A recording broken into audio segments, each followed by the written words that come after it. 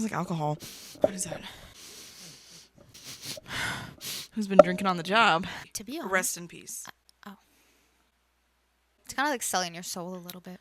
And I won't do it unless it's to you. I brought this just for a prop. No. We read on it. I was sitting on the toilet because I had abandonment issues with you. Yeah. My book tracker. I'm just here for the vibes. This one's all you. Good. Today we have a chill video for you guys. Book racks. Book thing. No, not book racks. Just books that we've read recently. Recent reads. Recent read. Mar bought me this Kindle. I did show the back. Isn't she so cute? She could be better. My stickers. She looks like her owner. I'm gonna. Aww. I know. How has your recent reading months been? You don't read much in the summer. I don't read much in the summer. I just am starting to read again now that it's getting the vibes. It's colder. The cozy vibes. Yeah, we're more inside. I'm not going out as much. Well, I am, but no. But I definitely am getting more into reading again. The summer, I don't know. July and August. The summer I stopped reading. Seriously, I never read that much during the summer. So let's start with our Kindle. Because we recently put out a video. If you haven't watched it, we did a reading vlog on Frida McFadden's Ward D. Yeah. Which, honestly, Frida McFadden, her books are very quick and easy, entertaining. Ward D, I was left a little unsatisfied and underwhelmed. Yeah. Yeah. I mean, the build-up was good, and halfway through I was hooked, but then the last 10 chapters didn't end the way I wanted to. She's got a big girl job, you know. We got to pardon her a little bit. Yeah, she does. But yeah, honestly, Ward D, what would you rate it? I think I said 3. Yeah, I would settle on a 3 as well. Because again, like the whole lead up, like the book, I was like, we were flying through. We loved it at first. It was just the ending, which was a little underwhelming. Yeah. Okay, what else did you read on your Kindle? Did you read anything on your Kindle? I read the Addicted series. Oh, show them. These are Mars copies. I just have the first book. No, they're not. What's mine is yours. The Addicted to You series. I only read, how many books are there? 10? I think so. God. There's a lot. I only read up to the 3rd book. I'll be honest, I liked the first one. Wasn't in love, but I liked it. Mm-hmm. Book 2 and 3 felt very repetitive to me. I felt like so many people are going to be so upset. I know. It is a really popular series. Maybe it's the time of my life I'm reading it in. Like, I don't know. But if you don't know what Addicted to You is, it's basically it follows one couple. I mean, the whole series follows, 3 couples in total. But book 1 to 3 follows one specific couple. And she's a sex addict and he's a alcoholic. And again, great storyline. Loved the first. I really liked the first book. I wouldn't say I loved it. Book 2 and 3, I just felt like I was reading the same chapter over and over again. I honestly, the only reason why I didn't DNF the 3rd book was because I really want to read the 4th book because I want to know Rose and Connor, the next couple. They're my favorite couple. Because you get like little hints and teasers about their dynamic in book 1 to 3, but obviously it doesn't follow their storyline. Mm-hmm. Book 3 follows theirs, and I want to read about theirs. Yeah. So that's why I think you would like it. I think you would like it. But to be honest, I don't think I would continue. No. After that. Yeah. I wasn't a fan of Daisy and Reich. I know that they're like some people's favorite couples. Not for me. I haven't read them yet. She swears too much. I'm sorry. Yeah, I haven't seen that side yet. But honestly, if I had to, without reading all the books, if I had to guess, I feel like Rose and Connor would be my first. Yeah. Reich and Daisy. And then Lily and Lo. Yeah. Okay. Well, not for everybody. Steph Bohr is quaking.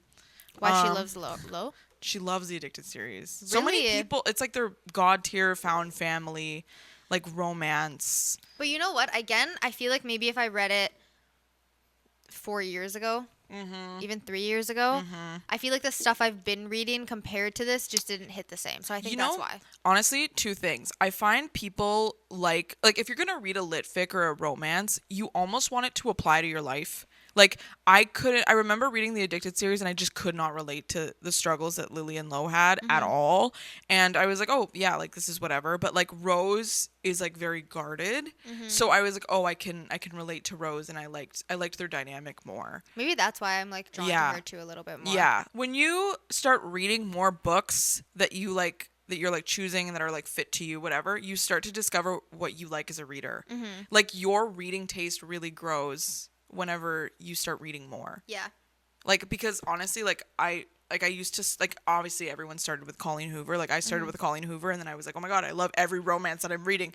And then I started branching out to like thrillers and like fantasies, and then I read Sarah J. Maas, and I was like, oh my god, I love this more. And then I look back on my earlier reading days, and I'm like, I would not like that now. Yeah, you know honestly, what I mean? I think that too because I also started with Colleen Hoover as well. Yeah. And there were some books that I loved, but there were some books where I didn't love as much, but I still finished them just because I was in that phase. I feel like if I read this series during that time, I also would have been obsessed with it. Yeah. But now, if I look back, there's certain Colleen Hoover books that I don't think I could reread. Okay, what else did you read on Kindle? You didn't talk about the Mindfuck series. I love the Mindfuck series. St. Abbey. That was a good series. Mara got me on that one. That was like candy to me. Yeah. And I didn't think because there are some a little gory-ish. Honestly, there's some parts that you flinch at in that Yeah. book. Trigger warning. But at the same time, and I'm not that type of reader. I don't usually Dark like romance, that stuff. yeah. But I ate that up. I don't was like dark flying romance through. either. That's the only dark romance I consider that I read that I actually enjoyed. It kind of reminded me of the book series that my mom got me on. Oh, you mentioned that to me. Janet Ivanovich. Yeah. I love a badass female character, and you can tell like when a woman writes those badass female Yeah. characters. Obviously, they're completely different stories and completely different vibes, and also the Janet Ivanovich series is not, I wouldn't say is really gory at all, unless Yeah. I'm just not remembering. There's also a million of that series. I only Yeah. read up to book like I only 8 or bought 7. book 30. Yeah, she skipped all of them. And I just saw it bought at the book thrift 30. store and I was like, ooh. You actually posted it on your story. Remember I texted you? I was like, why did you buy the thing? I also bought a book in Spanish. I don't speak Spanish. And you didn't realize until I said, why did you buy that in Spanish? I would have been so confused. I would have been like, okay. But yeah, the Mindfuck series is actually really good if you want like a quick, easy, light read. Digestible. Yeah, that again, check the trigger warnings. It does get a little gory and graphic at some Yeah. points. And I didn't think I would like that. Also, I kind of wish the covers were different. I don't love the covers personally. The actual binding is better.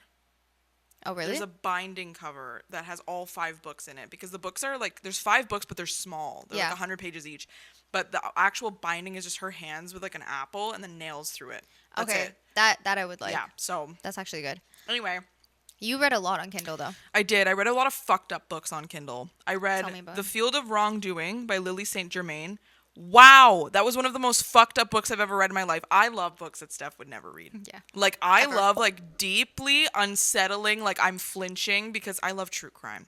I love like anything that's like very graphic and like really makes me feel because I've read like hundreds and probably 1,000 books in my life, honestly. And it takes a lot for me to like really feel something. So whenever I read a book that's like deeply unsettling, I'm like, I have to give this like 4 or 5 stars because it made me feel something. So The Field of Wrongdoing, if you like really graphic, disturbing books, I highly suggest that. What's it about? The worst of humanity. Oh, okay. Yeah. Wow. Just the worst of humanity. Damn. Like someone was wrongfully convicted of like a murder, essentially. And it's just bad. Like there's just a lot of icky things in it, but look it up because Would you rate it? 4.25. Wow. It was very highly up there. Wow. Disgusting though. Anyway, then I read The Wolf King. Okay, The Wolf King. It's unfinished, but I needed something. I've been trying to get you to read it. I know you don't ate like. that up. Listen, candy. I like if I am not like okay. Everybody loves candy.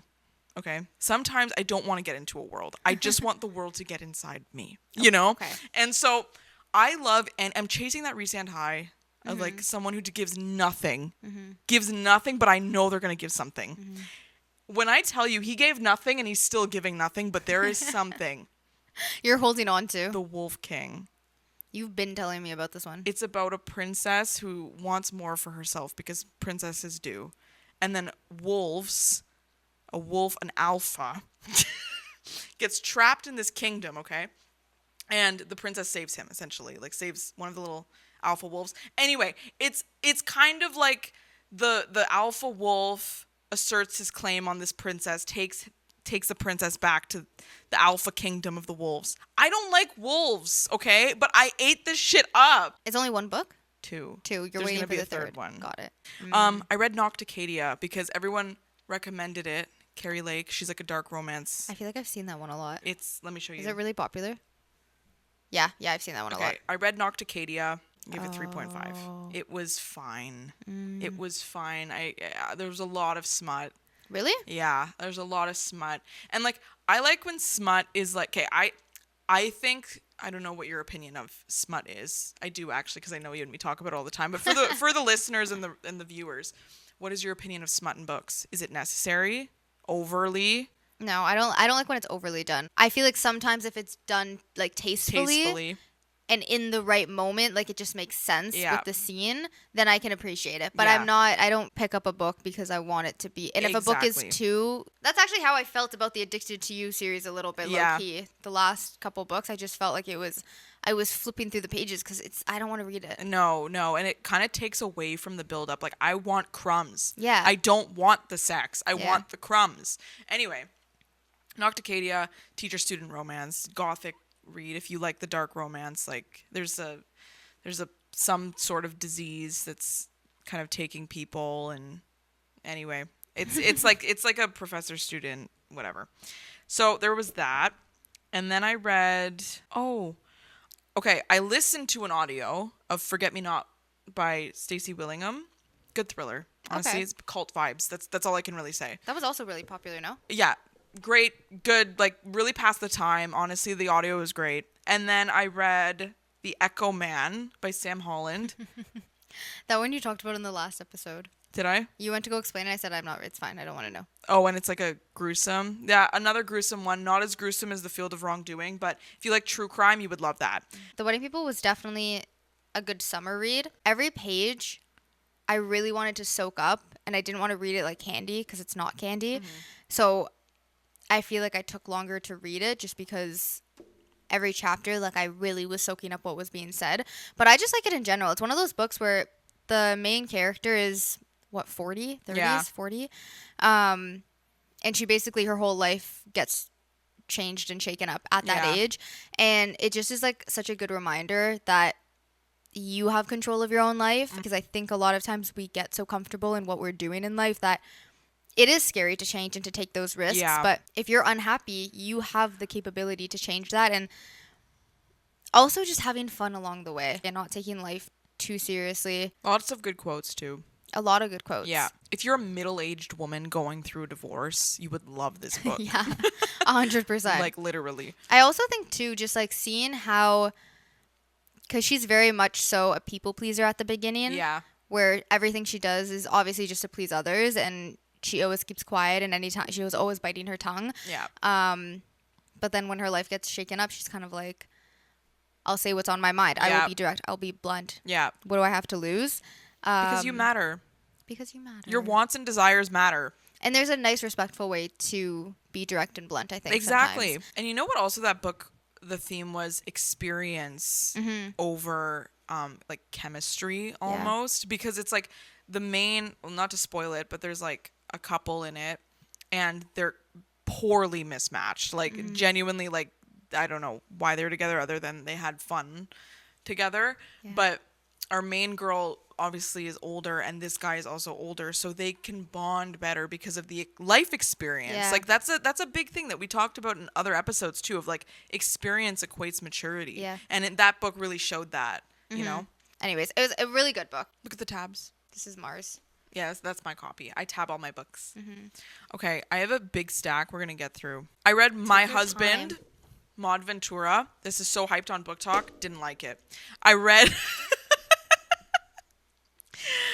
I thought everybody hyped up this book. There's people being like, oh my God, like I need more book recommendations like it. You can actually tell because she tabbed. The beginning, you looked like you tabbed a lot and then it slowly faded. It was bad. I'm sorry. Like I see this book everywhere. It was so anticlimactic. I was so excited to read it and I was like, there's no way this is the ending. I could have guessed this from a mile away. Really? Didn't like it. Oh. Okay, then I read The Only One Left. What I can say, okay, I tabbed a few things, but I was hooked. That's why I hooked. That's why I hooked. The Only One Left by Riley Sager. Great Halloween book. I read one other book by him and it was fine. This one, I can appreciate the twists. There was a lot of twists in this one and one of them I didn't see coming. So we love that. Perfect for spooky season. Okay. Nobody Knows You're Here by Bryn Greenwood. I love this author. That sounds like a horror movie title. It's so good. It was so good. I gave it like 4.5. It's about a woman. It's a trigger warning, child trafficking, human trafficking, honestly, in general. But it's about a woman who gets kind of picked up from human trafficking, and then she is forced to nanny the people that they store in this like home. But it's really about like the fight or flight, like who you become in situations like that.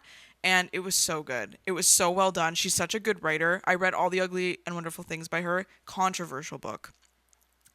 That's all I'm going to say. Really? And I really enjoyed it. So read Okay, that. Bryn. It's her new release. You will never read that, but I don't think my stomach could handle it. yeah, it'll make you feel. Anyway, That one's thick. When the Moon Hatched, Sarah A. Parker. Okay, Thick. listen. When the Moon Hatched, popular book. You either love it or hate it. Huge glossary, known for the glossary. I really liked it in the beginning. I thought the girl kind of got annoying towards the end, and I kind of fell out of love with the story. I'm still going to read the second book, but I will wait for it in paperback. That's all I'm going to say. But loved the setting, loved the dragons, loved the map and everything. I just got kind of bored towards the end. Well, that sucks. 'Cause That's it's my such a thought. Thick book that. It's huge. It's huge. Drive, the only romance. I don't That's a read romance? romance. Yes. Look at it. Oh, okay. I read this because the main guy is a drummer in a band, and I was writing Paint the Town Dove at the time. Oh, okay. And everyone recommended this book. Some people, it's their god tier book. Really? I liked it, didn't love it. I'm such a harsh critique. Is this an older book? Yeah. She wrote, have you heard of the trilogy Flock? The Ravenhood trilogy? Oh, yes, yeah. Yeah. So she wrote that, but this is like a Oh. romance. There were some parts of this book where I was like giggling. I was like, Kicking okay. your feet a little? This was the one where I was telling you the guy, the roller skates. I remember, but I don't remember what it was. I read you the quote. I was sitting on the toilet because I had abandonment issues with you. Yeah. And he said something and I was like, oh my God, that's so hot. Anyway, yeah, it's literally about a girl who is like, it's a love triangle. It's a love triangle romance book with a drummer and like, I don't know what the other one was. Corporate, I guess. Finance Bro? Finance Bro. Okay. Anyway, this is so misinformed. Like, I don't remember a lot of like book plots. I just know that if I like them or not. Yeah. I read the entire Infernal Devices trilogy. I liked this.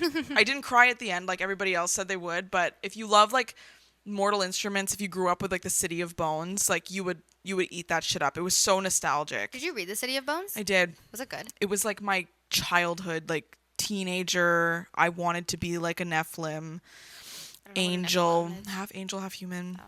Yeah. I ate it up simply because of the nostalgia. I gave the first and It's second the City book of like Bones. yeah. This is the prequel trilogy to City of Bones. Oh, so it's the same author. Yeah. I didn't under. Sorry. Yeah. Sorry, I'm slow today. So no, you're not. And then this book, Forbidden Alchemy by Stacey McEwen. Okay, I liked it. It was heavily based on Peaky Blinders, and I couldn't get it out of my head. Really? Like, if you're going to write something based off of something else, for the love of God, like, don't make it like almost exactly like it. Like, I truly, I just felt like it was so. I love Peaky Blinders. Yeah. That's why. Like, if you like passingly watched Peaky Blinders, you're like, oh yeah, great. Like, I love the vibes of it. But it was like giving Peaky Blinders to a fault. And I was like, every time Patrick talked, who's like the main guy in it, I was like, it's giving Tommy Shelby from Peaky Blinders. Like, I Oh, I couldn't see get what it you mean. out of my head. And I don't like that. No, because then you can't separate it. Exactly. So I did like it though. It wasn't my favorite because it was so Peaky Blinders-esque. I don't like that. No, it's like a remake, but Yeah. when it's too close, it's just like Peaky Blinders, gold. We don't, Yeah. leave it as it is. Exactly. But a very pretty book. Ooh. It's very pretty. I like the sprayed edges. Yeah, but I hate hardcovers. I do too. Okay. Before Steph talks about my book, I read a book that's so controversially loved. It's loved by everyone. Alchemized by Senlin Yu. Everyone and their mothers have given this book like 5-6-star god tier fucking book. First of all, it's 1,000 pages long. It's like this thick. It's Holy. thicker than When the Moon Hatched. I'm not even That's joking. a Kingdom of Ash book. Yeah. It's literally like Size. bigger than a Kingdom of Ash. Anyway, is it my fault? I don't even know how I can say this. Manacled. Have you heard of that? No. Okay. Wattpad. The Wattpad days. Everyone Yes. wrote fanfic of like Yes. Harry Potter and Hermione. Okay. Manacled came from I that. read the One Direction ones. Did you? Yeah. How were they? They were good. Good. I ate them up. Yeah. I miss those days. Exactly. I never read Manacled. I wasn't a huge Harry Potter fan. And so I just never read like fanfic about that. But I know like the Dramini, Draco Malfoy. Oh no, it's not Harry Potter. It's Draco Malfoy and Hermione. I've never been so lost in a conversation. Okay. I know nothing about Harry Potter. Okay, Draco Malfoy. You know nothing? I've never watched and never read it. I don't know a thing about Harry Potter. Draco Malfoy was like part of Slytherin, and he's like the bad boy of the preteens. Oh, you know what I okay. mean? And then Hermione's obviously Hermione, and so many people wrote fanfic about it because it's the bad boy and the good girl. Oh, I see. Okay. Like, you know what I mean? They were the couple. Yeah, exactly. Even though they weren't like that at all in the actual series. But anyway, so this author wrote Manacled, and apparently it's like such a beloved like book, Harry Potter fanfic, whatever. And then it got so big that it got picked up for like trad publishing, but because you can't use Harry Potter because it's licensed, like you can't use any of that magic system, like Senlin, you had to change the entire story a little bit. I see. And Manacled and Alchemized aren't the same book, but I just didn't vibe with the world, but like it was boring. I'm sorry. Really? Like I liked the beginning when Helene, whatever, was like walking through the castle. I'm sorry. I was so bored. I was like, it's the same thing over and over and over again. And I get it. Like, I know so many people loved it, maybe because they read Manacled or the hype train, but I just like could not get past 20%. I'm not even Really? joking. I was literally like, what is the hype? In a book that thick, you need to be hooked. Exactly. So sorry. Aw. It just was a miss for me. I DNF'd it. Was that the only DNF recently? Yes. Wow. So, what was your last book? My last me. book. Paint the Town Dove. Yeah. If you don't know, this was released October 17th. No. Yes. 17th? It was. I had was to a think about that for a Friday. second. Yeah, obviously this is Mara's newest release. And if you haven't read it or shopped for it, definitely buy it. But What's it about? It's a rockstar romance.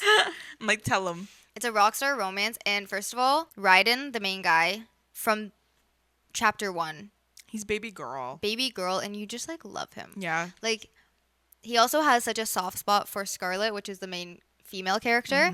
And I don't like anytime he talks about her, because it's dual POV. Yeah. Anytime you hear his thoughts about Scarlet, Yeah. like kicking your feet, giggling. Scarlet is such a badass. She is. There was one, I don't remember what the quote was. I think it was with her emotions. Is it this one? Yes. Yeah. Yeah. This is obviously Scarlett's point of view. If I learned anything growing up, it was to limit your affection. If people could reach you, they could hurt you. Always watch your back, always learn the enemy. That's why I never did relationships. People can't twist the knife if they don't know where to stab. When I read the people can't twist the knife if they don't know where to stab, Yeah. I felt that in my Yeah. heart and soul. Also, underrated character. Morty.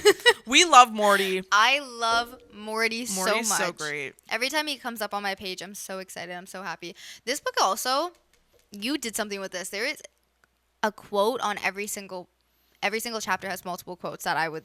I'm happy you highlight. think so. You know what I realized though, honestly, with my writing is like, unfortunately, I've just been typecasted with a hue of blue. And like I feel like people just love the pain of like relatability. Like it's kind of what I was talking to you about Addicted series of like whenever you read something that you can't really relate to, even if it's a good book objectively, it's like you gravitate towards the things you can relate to. That's why I think Normal People by Sally Rooney was so big. Yeah. Because either you related to that like toxic kind of back and forth or you just didn't. So obviously like I just really want this book to get the recognition it deserves because it talks about like really severe things. This book goes deep. Like I think at the beginning it obviously is like hinting towards certain things in the past, but once you follow along and you start to learn more and more about Raiden and Scarlett's upbringing and the shit that they went through and all their trauma, it runs deep. and it's emotional, and you really start to understand that bond that they have and why it's so sacred to them and why they don't want to screw it up. Why they don't want to cross it. Yeah. And this is a quote from Ryden's point of view where he says, I fucking adored our banter. I fucking adored us, even if it tortured me sometimes. And I love Ryden. I love the friends the friends keep their feelings kind of at bay but they're not even just friends. Like, I would argue this is like a soulmate fucking, like, I really wrote like them to be this like soulmate connection. My aunt really liked this quote.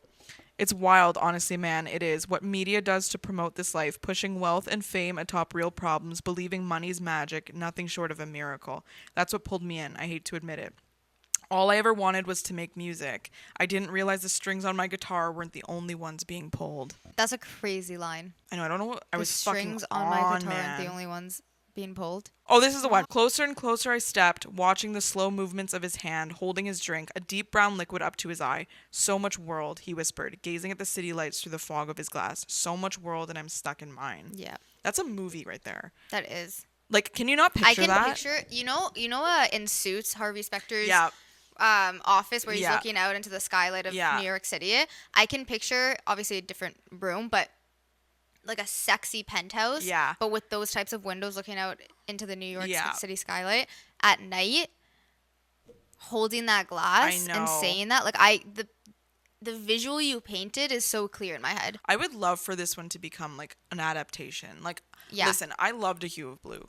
But what people don't understand is, like, that was not meant to be published. Like, I literally, like, I wrote that as if, like, I was talking to Steph through, like, a text. Like, yes, it was, like, my experiences. Yeah, it was, like, a journal. But, like, with Paint the Town Dove, it's, like, I said it in my head as, like, a movie. You know what I mean? Like, I wanted these characters to, like, even if this book doesn't sell, I love this book with my whole heart. Like, the characters are so, it's like they came to life when I was writing them. I feel like publishers have just been grabbing all of the book talk fantasy books and all of these books that are kind of like, not that they're bad or poorly written, but they're candy.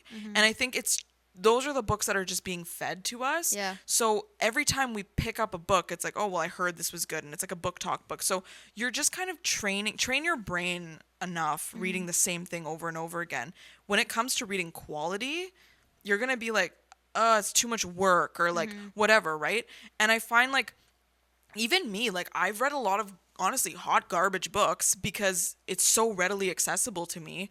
And it's what's been being pushed out by like publishers and stuff like that because it's an easy money grab. Yeah. And honestly, like they're not good books. Like and like I've seen videos of like actual like publishers saying like, we need to bring back good literature. Yeah. Like what is happening? Like where did it go? I think because you said too, like it's a money thing, but I think that's also a trend and a fad, and I think people will get sick of it because right now it's like, you start reading about fae and fairies and the whole, shadow daddies and everything. And every cover is the same. Yeah, they all start to look the same.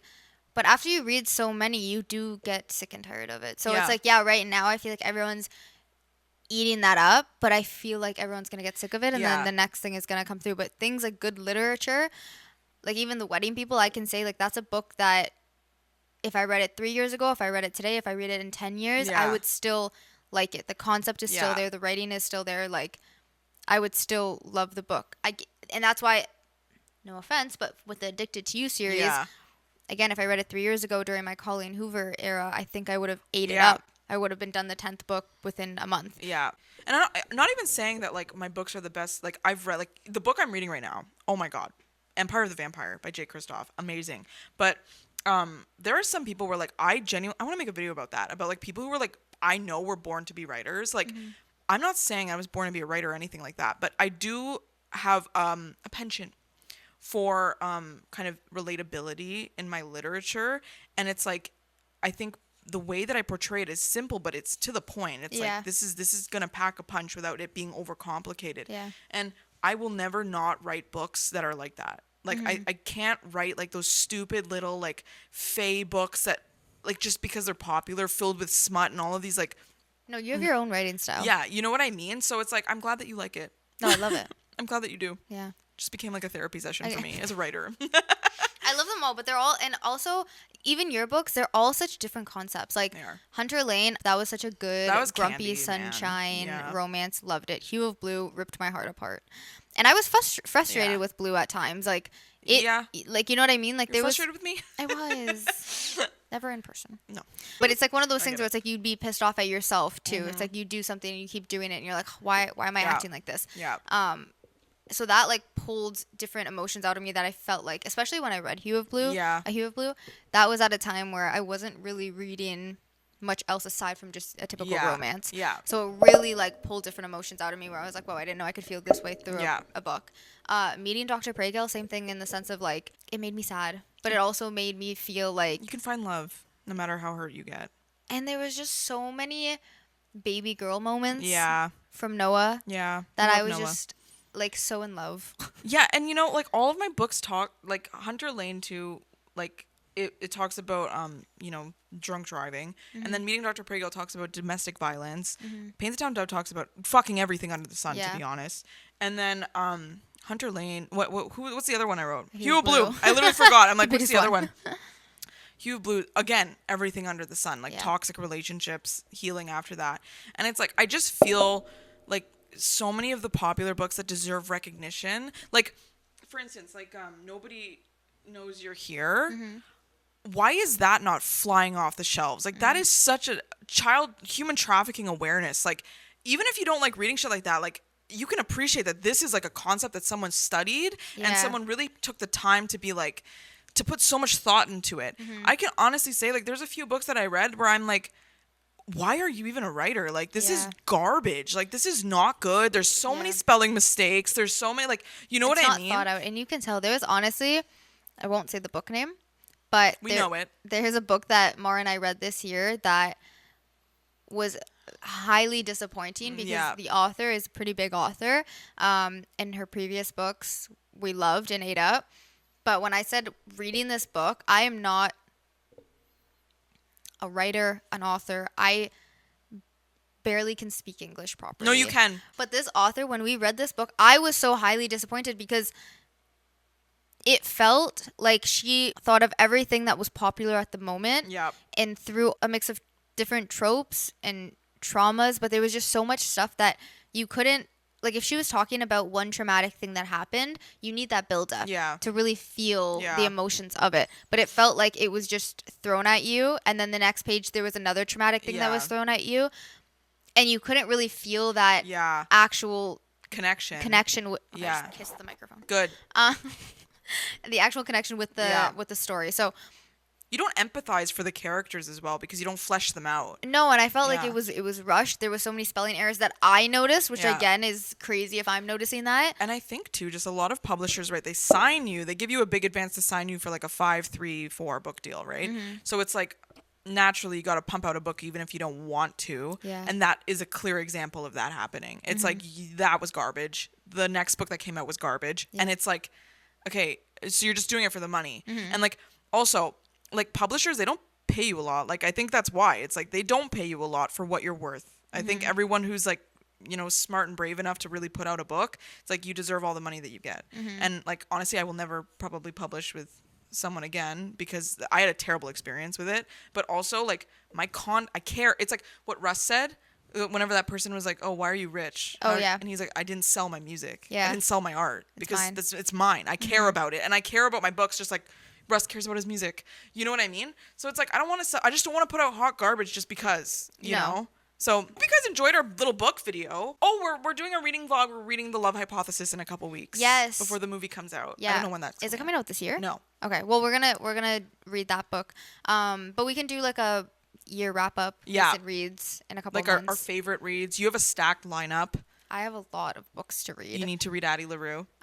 There's so many books I need to read. So we'll see you guys next week. Thank you for chilling with us. Thanks for chilling with us. And we'll see you next week. Bye. Good morning. Good morning.